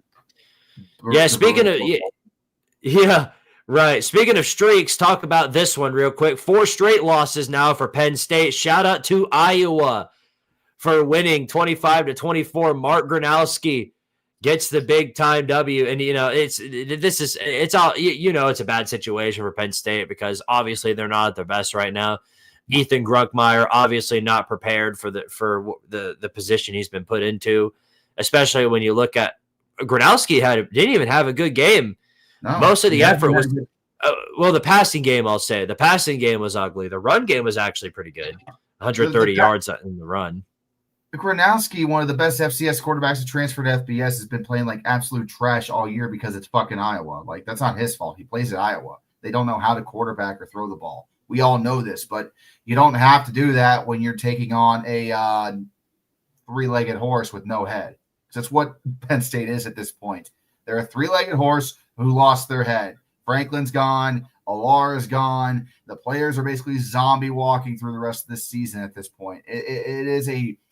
I've officially announced that I'm no longer going to trash Penn State at this point because it's not fair to make fun of the dead like that. We need to speak. We need to speak kindly of the dead, not speak ill of the dead. They'll be getting the gong at the end of the season here soon enough. Their asses are absolutely toast. Shout out to, and if you remember how this game ended up last season, this is no surprise, but shout out to Pitt. They won over Syracuse 30-13. No big surprise there. Heinz Schnell doing what he usually does, even if he didn't have a good performance. It was him, even in his worst performance, is far, far better than anything Syracuse trots out at quarterback now that we lost, now that they have Ricky Collins at the helm instead of the Jelly Bean. It's just been terror for him ever since. Not gonna get anything right there. Finally, we'll say we got 2 more. Shout out to, get this, 0-7 Oregon State finally won a football game. You did it. You have done it. Congratulations. Beckham indeed did it. Good job. Good job. Finally won a game. What do you want, a fucking cookie at Lehigh? Fuck off. Yeah, they deserve one. It may be a no away for many, but they deserve one. All right, and then finally, shout out to, yes, they did it again, everybody. And the darkest point of the night when it was 2 a.m. for the poor Noles, the Tank Noles, as we call them now, 0-4 in the ACC, by the way. Shout out to Stanford. Beats them 20-13. And something I'd like to point out here, Red, is that Stanford beat Florida State. SMU beat Clemson. Cal beat North Carolina. Those 3 teams I just listed right there were the 3 teams to reject those teams trying to enter the ACC. And the 3 of them knocked them off. I mean, that is poetic justice. It may be late. It may be far, far away. But, man, is it poetic justice, ain't it? And yes, Florida State did lose, so that's always poetic justice. I don't want to do As the Doke Burns anymore. The Doke is burning. You don't have a choice. I don't want to do it. It's on the fire. The department has been called, and they won't show up. Nope, it's too late. The fire's burning. Fire's burning. It's on fire. Everything's burning. Everything's set ablaze. You've got no choice. Have fun. Everything is set ablaze, so get to it, buddy. I know. I've already started working on it. It's already happened. I did the voiceover last night. I just got to finish that. Oh, it's the main event of the fucking video this week, even. Yep. I want to end it all. I want it over. Well, before we call it, well, yeah. Well, lock in for like a few more minutes because we got to talk about this week's games now. We've talked to you all about weekend and what happened there. Now we got to talk about this upcoming weekend. We've got some action for you. In fact, college, the season or the week actually begins tomorrow. Kennesaw State and FIU are playing tomorrow at 7. Yeah. Kevin with the 2 says, Ron Simmons be pissed. Damn. All right, well, let's go ahead and begin here. We're going to start out with the Friday night game, the Friday night ACC action. I'm sure everybody loves and adores. That being between the Cal Golden Bears, who are 5-2, and then the Fried Turkeys of Virginia Tech, 2-5, 1-2 in the ACC. Yeah, no, it's Virginia Tech dadgum dumpster fire. Why are we talking about this game? I don't know. But first off, shout out to Mia. Good old Mia with the $10 super chat, by the way. While I'm thinking about it, stay tuned for tomorrow on Squidtard, the main channel, especially on Twitch. I'm debut. Hold on. We got to go off topic for a second, Red. Why? Just for a second, trust me. No, you can't. We already crashed the bus into a wall of fucking trees 5 minutes ago with my antics over here. You can't be derailing us now. We're gonna crash it again. In fact, we're gonna crash it. We're gonna crash it even harder because guess what? Through some convincing, I have done something extremely cursed. Tomorrow on Squidtard, my main channel, and also on the Twitch, which I recently started, I'm debuting my VTuber model. I'm leaving. See ya. Bye. Have a good time.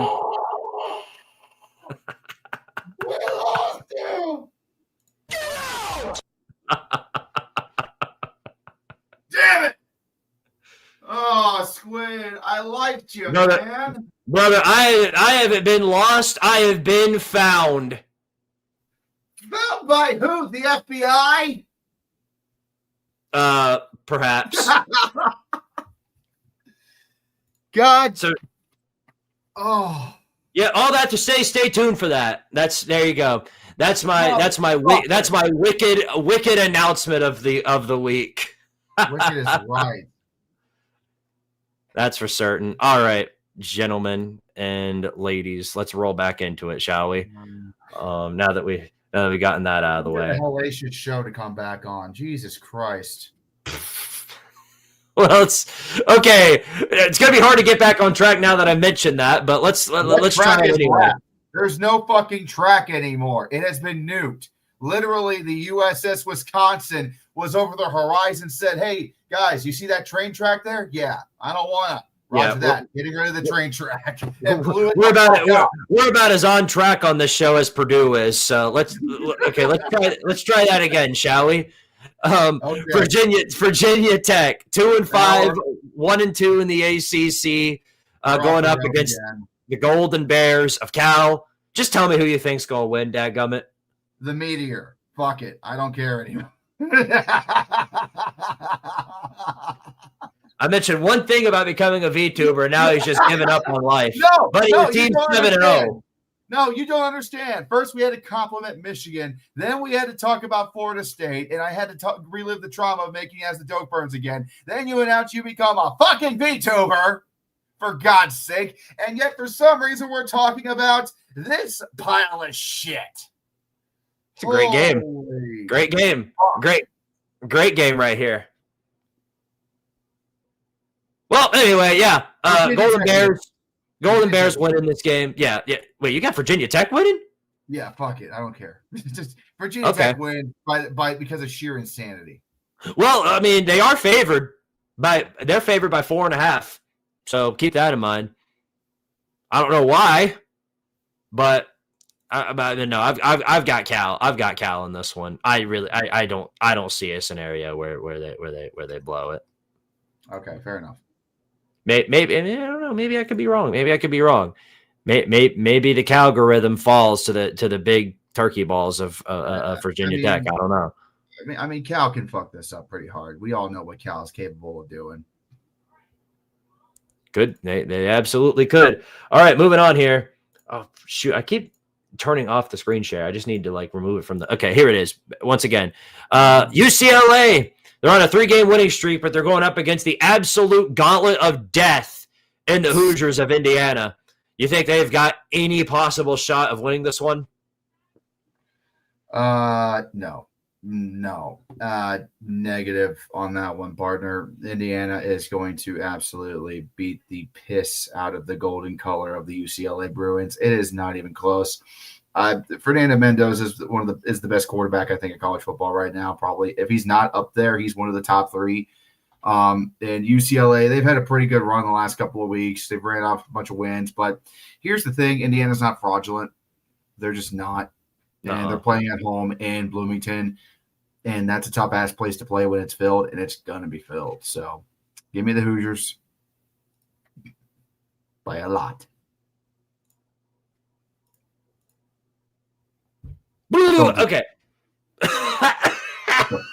Sorry. No. I agree with you. I agree with you. Yeah. I'm great. The hell was did the demon of Halloween get in your fucking throat or something? No, I think the VTuber's taking over. Move on.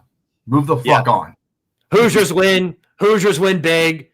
Not even a competition. But I mean, I don't know. Nico might do something funny. I mean, hey, you can always count on 3 things: the sun rising, taxes, and Nico doing some stupid shit. Mm-hmm. Syracuse, Georgia Tech's on here, but since Georgia Tech is 7-0, and the ACC has chosen them to be the golden boy of the conference per se, I'm taking the Piss Jackets over Syracuse, especially since Syracuse's quarterback situation is they don't have one. They've just got no quarterback. They're a mess. Syracuse is just going to get their asses whipped on Saturday. They beat Clemson, but at what cost, Mm-hmm. Right. Nico was hurt, but he got back up, and I think for what it's worth, I think he is cleared. All right, next up, you got a top 15 SEC ball matchup between 2 6-1 teams. Number 8 Ole Miss against number 13 Oklahoma. The Sooners are coming in as 4.5-point favorites at home against the Rebels right here. I will say this is a great quarterback matchup. Trinidad Chambliss and John Mateer. I don't know how much more healthy Mateer can get before this matchup, but the fact that they're hosting them at home at noon, I think this is going to be a great one. I really don't know where to go with this. Why don't you tell me? I'm going to tell you that I think this is going to go either one of 2 ways. Either this is going to be Ole Miss's get-right game, and they're going to expose Oklahoma as fraudulent because of Mateer being, probably still playing hurt, or since they're playing in Norman, right? Yeah, they're playing in Norman. Since they are playing in Norman, we do know what happens at the Palace on the Plains.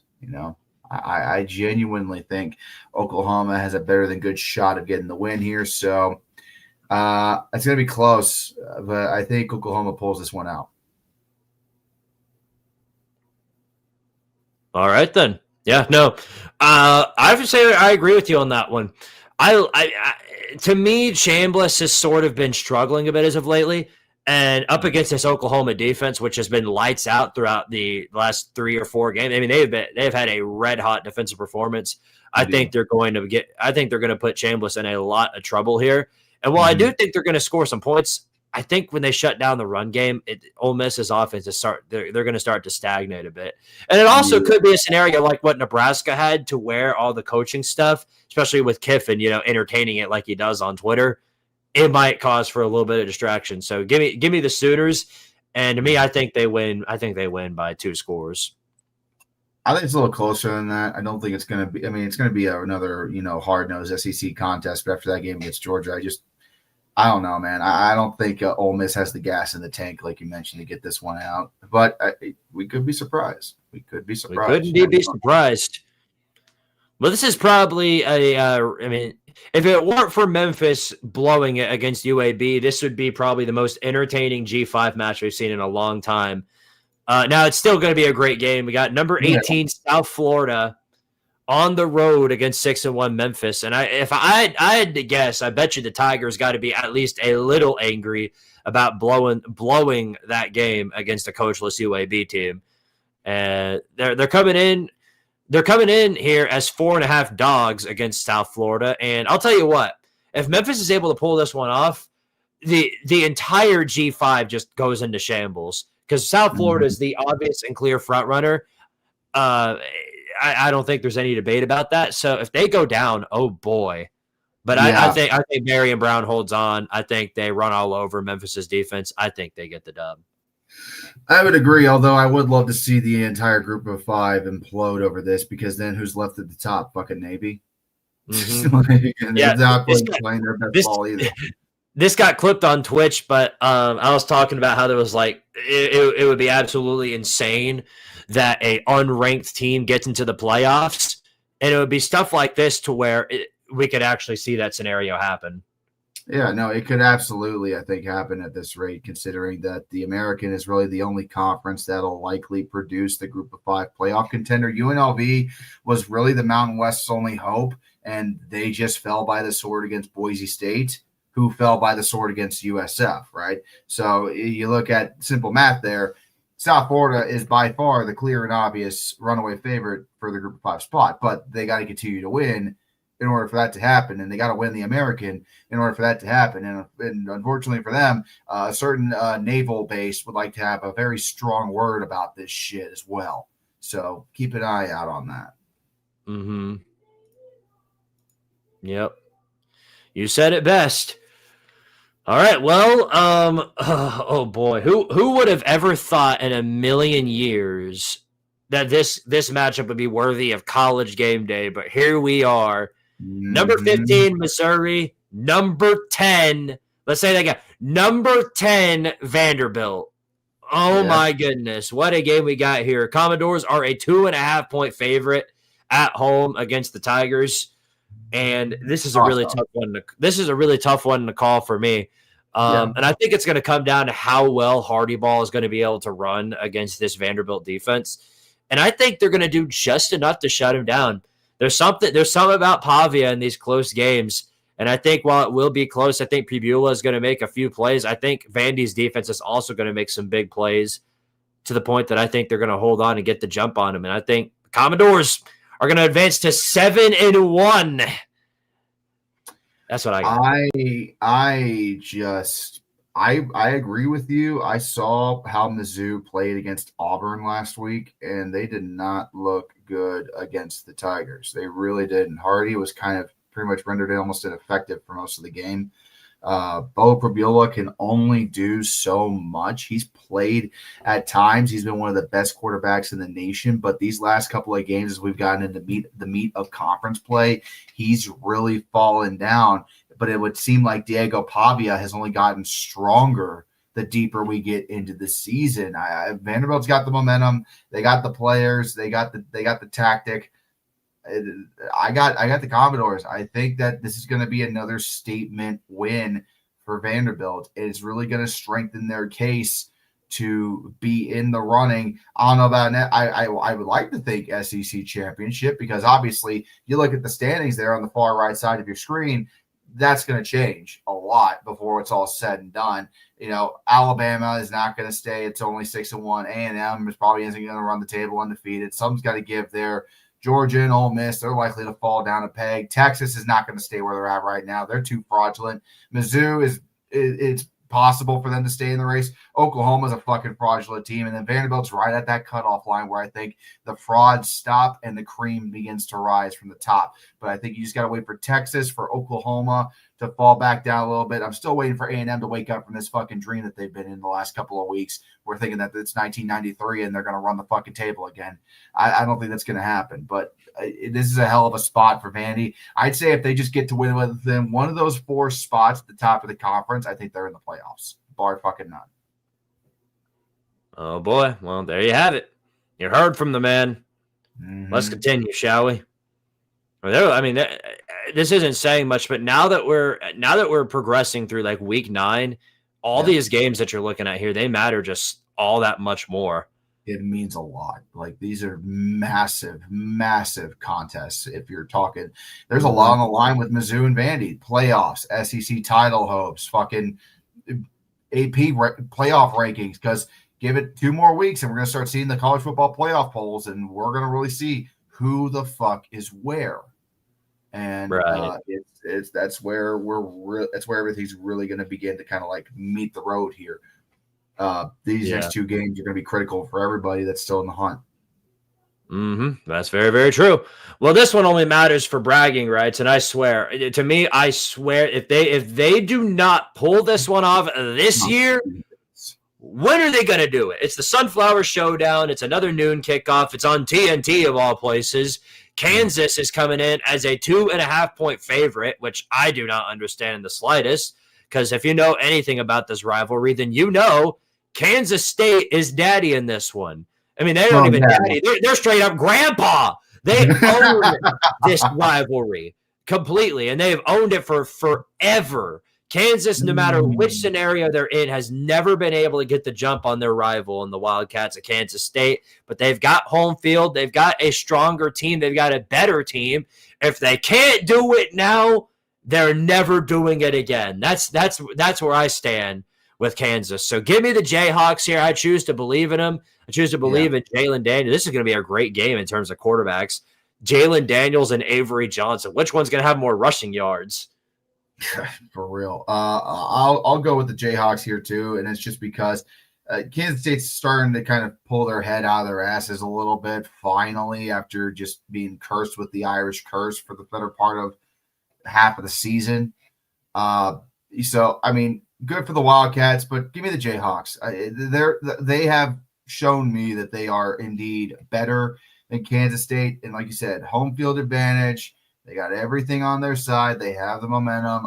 If they don't win this game, something catastrophically went wrong at David Booth.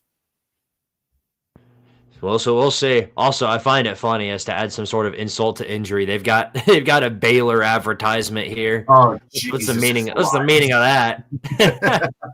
What's that all about? That's messed up. Hey, listen, they're taking transfers. If you ever want to leave Tennessee, just say the word. Baylor will take your ass in a heartbeat. Brother, I have enough suffering on its own. I am not transferring my worth to a team that lost to Auburn. Let's be real. Hey, man, listen. Baylor has the great tradition of having empty stands for all of their home games. So, hey, you got to go see it in person. Yeah, maybe. I don't know. All right, well, here's something I do know is that I think, to me, Vegas is trying to trick some people with this one. Got to be, because how else can you rationalize this one? BYU, undefeated, number 11 in the country. They're 7-0. They're traveling on the road to the big stadium of Jack Trice in Ames, Iowa, to go up against Iowa State and the Cyclones. Now, of course, Iowa State's been on a skid. They two losses in a row. And they haven't been pretty losses, I'll say that much. But here they are. The Tropical Depressions are coming in at 2.5-point favorites against BYU. So even despite the fact the Cougars are undefeated and much more highly ranked, doesn't matter. They believe in Rocco Beck to get it turned around. And to me, there's something about this one. To me, I think the chaos must be completed. I think Iowa State gets him. I think the Cyclones get him at home. I think they get the jump on the Cougars. I like Barron. I think he's going to have a good game in here, but I think Iowa State in a close one's going to hold on. Rocco Becht in clutch ball formation is going to get the Cyclones right back on track and get them to bowl eligibility. That's where I stand. Iowa State had a bye week last week, and they needed it desperately. The reason why they've lost 2 of their games is because they've been injured to shit. So they took last week just to get healthy, quite frankly. I think the fact that they did get that open week to heal and to rest up is what's going to carry them here. They're going to get a couple of guys back from injury, I'm pretty sure, here in this game. It's not going to be the same Iowa State team that lost to Prime Colorado here. BYU is going to be in for a tough one. It's not easy to go into Jack Trice. If you had said that 20 years ago, you would have been laughed off the fucking earth. But these days, Iowa State is not an easy team to go up against. It's going to be a tough one. I'm with you. I got the Cyclones getting the upset because Big 12 chaos. It's BYU is going to stumble. They're not going to go 12-0. There's no fucking way with the schedule they have. They're either going to stumble here, or they're going to stumble against Tech, or they're going to stumble against Cincinnati, or a combination of all of those. But this is where I think it begins. This is going to be the first, it's easy to beat Utah when you got about 60,000 screaming Mormons yelling for you.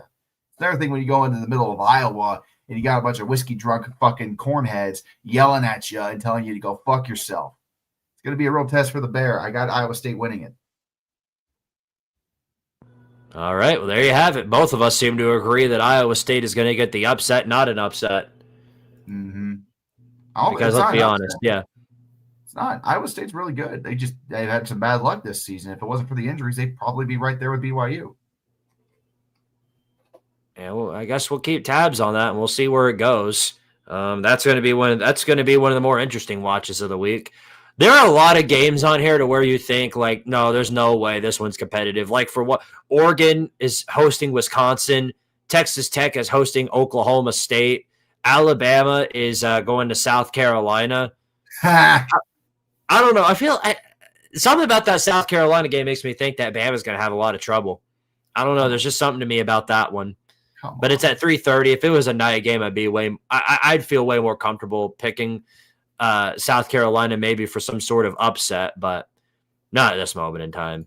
No, not a chance. I think this game against Alabama is going to be the one that really sets off the the express of Fire Beamer. The Fire Beamer train is going to leave the station. It's going to turn on the heat. This one's going to turn on the heat. And it's not because they should beat Alabama. It's just because it's going to be how many losses in a row. How many fucking times are you going to lose before people start screaming for heads? Mm-hmm. This is. I don't think that necessarily Bam is just going to go in and wipe the floor with South Carolina. It could be a trap game. Those are always something sneaky. They just got done beating 4 ranked opponents in a row. It's easy to think this one could get overlooked, but the odds that happens right now with how focused they've been, the fire under that ass of theirs. I got Bama doing a 2-score win on this one, and the Beamer Express is going up north to Blacksburg, Virginia, baby. Oh boy.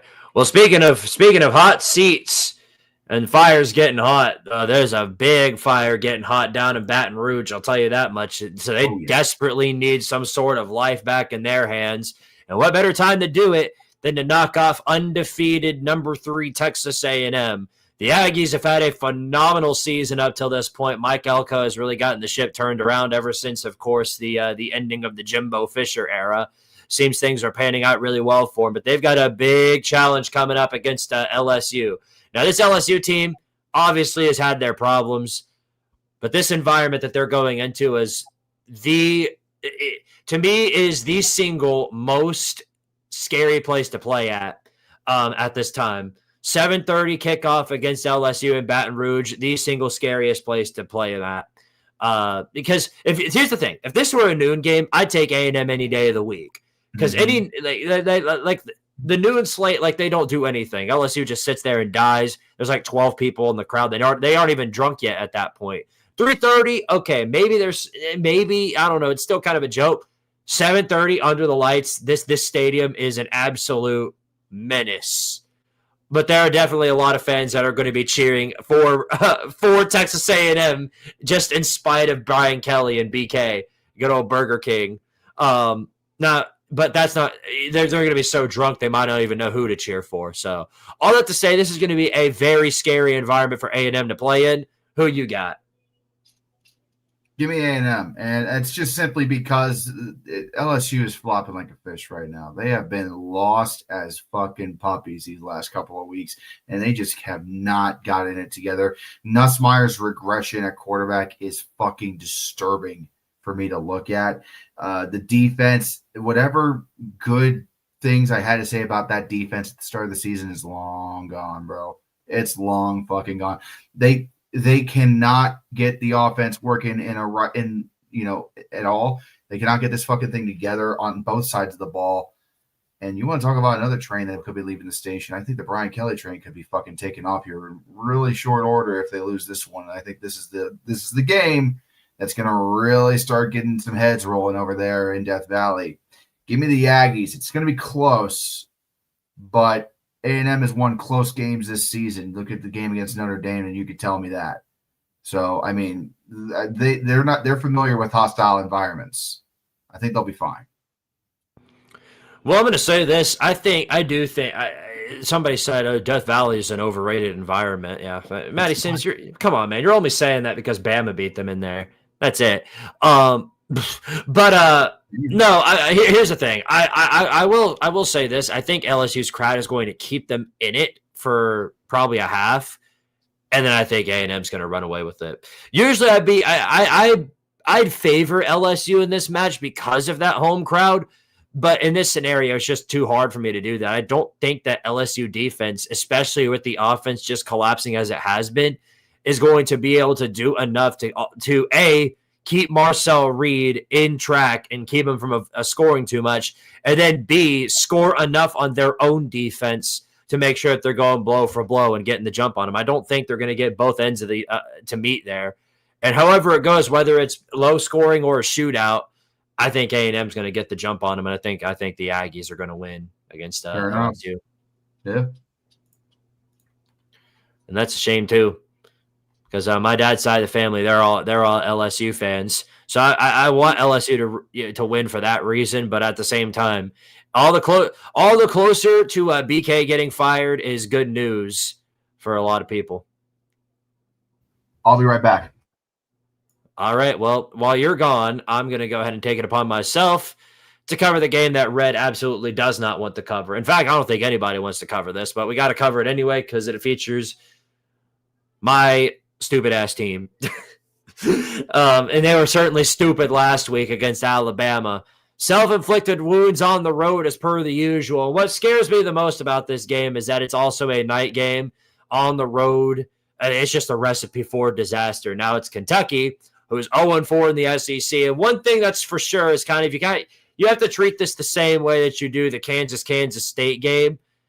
And that's this, this is a game, this is a rivalry that Tennessee has basically owned, no matter which way you could say it. It seems to be more of a mentality thing for Kentucky and their players that they just cannot seem to get over the hump against Tennessee. And whether or not that repeats again this year, I don't know. Tennessee's coming in as a 9.5-point favorite. That's a pretty low spread considering the fact that Tennessee is just that much of a better team than Kentucky is. But if the Vols are worth anything, they should be able to win this game. Something tells me they're going to make Cutter Boley look pretty good in hindsight because they always do it. Every single Kentucky quarterback that's battled against Tennessee last year, the year before, they found a way to make them look good while also losing. And I think that'll repeat this time. I'm sure Cutter Boley somehow going to get like 200 passing yards or however many rushing yards. But I think Tennessee is going to, at least at the bare minimum, they're going to win the ball game. They have to. They have to. The talent fee is back. The talent fee is back on offense. If this Tennessee offense is worth a hoo-ha, they should be able to score on a Kentucky defense like this one. The problem is the offensive line. I think they're probably gonna let Kentucky get a few sacks on Aguilar. I don't think that's out of the realm of possibility. But Tennessee, if anything, Tennessee should win this game. And if they don't, then not only is Heupel not the coach I thought he was, the dude is a snake oil salesman, and I don't think that's the case. All right. Well, Red, you got anything to say about this one? Oh boy. This will probably be Tennessee's get right game if I had to guess. I hope so. Yeah. All right. Well, that's all we gotta say. Go Vols. Go big orange. Praying for the best. Yeah. Cross your fingers and pray. That's all you can say. Yes, sir. There are a couple of other ones here. Houston, Arizona State. That's going to be a pretty good one. Considering that's a very big Big 12 brawl between two running teams in the conference there at 8:00. You got Houston or Arizona State in that one. Yeah, I'm going to go with Houston in that one. I think Arizona State's kind of been able to jump back a little bit, but Houston might be the worst 6-1 team in college football, but they are 6-1. They are indeed 6-1, and you guys are on a bye again, right? Yeah, I think we're off this week. Yeah, because we got Penn State November 1st. Poor fuckers. Oh God! Oh no! Oh boy, that's gonna be bad. That's gonna be ugly. Lord have mercy on us because of the things we're about to do to that poor fucking team. They got to come to Ohio Stadium too. All right. Well, the generous super chat will cover any other games that you guys want us to cover. But other than that, I think we're going to go ahead and wrap it up. It's a great show. We went well over on this one, but it was a jam-packed week this week. We didn't really seem to have much of a choice other than to go overboard with it. Yeah, I mean, we went overtime. We went into like quadruple overtime here, but it was worth it because there was a ton to get into and to unpack. But yeah, I think it's going to be similar next week too, because it's going to be a tough weekend for a lot of teams, and I think there's going to be some surprising results after this. So I'm looking forward to this weekend for sure. Yeah, well, all this to be known, there's only one constant in college football, and that's certainly the idea of chaos. Mm-hmm. There will never be a week without chaos in college football. And as the weeks progress onward, as we get into November, there's just only going to be more chaos. And I guess next week I'll probably wear my mustard costume as we're getting into Halloween season very, very soon. So prepare for that. Yeah, buddy. And, get yourself a good horror movie to watch, even if it's just Wisconsin playing football. Get yourself a good horror movie and watch it on the behalf of us here at the FBS Report. Reddy, got anything else to say before we wrap it up? I'll be back on stream this week. Took 2 weekends off for family and fun, and I will be back this week still picking out the game I'm going to do, but I will be live for a football game on stream this week. Be on the lookout for that. And week 8 chaos should be out Wednesday on YouTube. I think I'm going to get that out on time for once. Subject to change. We'll see what happens, but it should be out by Wednesday morning. So, and college football chaos should follow soon afterwards. I'll let you guys know if there are any updates to that. Also, enjoy all the hair here on my head while it lasts, because I'm getting this cut big time tomorrow. So it looks like he's got to have an AA meeting. Okay. Way to throw that. Now, why don't you take your hat off, buddy? I mean, Napoleon's army never retreated so fucking hard as mine. Oh my goodness. The forehead's bigger than Peyton Manning at this point. It's ridiculous, but it is what it is. I'm 30. I'm a man. Yeah. Oh my goodness. That's farther back than the Ohio State offensive line going up against a Michigan D line. Yeah. 2 things. 1, fuck you. 2, try to 5 years in a row and have 2 kids in the process. See what the hell happens to your hair. All right. Well, I'll take you up on that offer when that day comes. Yeah. Well, guys, I will be streaming every single week or every single day from this point onward. The only day I'll take off of streaming is Sunday. So to give you an idea, the rest of the schedule will be live on Twitch at 7:00 every single day from this point onward. Tuesday, Wednesday, Thursday, and Friday. And then Saturday, I will also be live. I'll be live. I think the game starts at 7:45, so I'll do the night slate. Start the stream at 7 as per the usual. So every stream from this point onward for me is going to be around 7:00, including the Saturday night football stream. And also, Red, I think I'm going to do it. I think I'm going to do a members only stream. and it'll probably be for the 3:30 slate. So if you guys aren't a member of Squidtard Sports and would like to see my reaction to the 3:30 games, become a channel member for Squidtard, and well, that'll probably happen. All right, guys. Well, thank you all again for watching. Great episode of the FBS Report. Thank you, Red, for tuning in, poster sickness. And I will see you guys next week, as per the usual. So until next time, love y'all. Peace to you. And as always, power to Tardaria. The best temperature to cook your pork loin at is 140 to 145 degrees in the oven. Remember that. Have a good week, guys.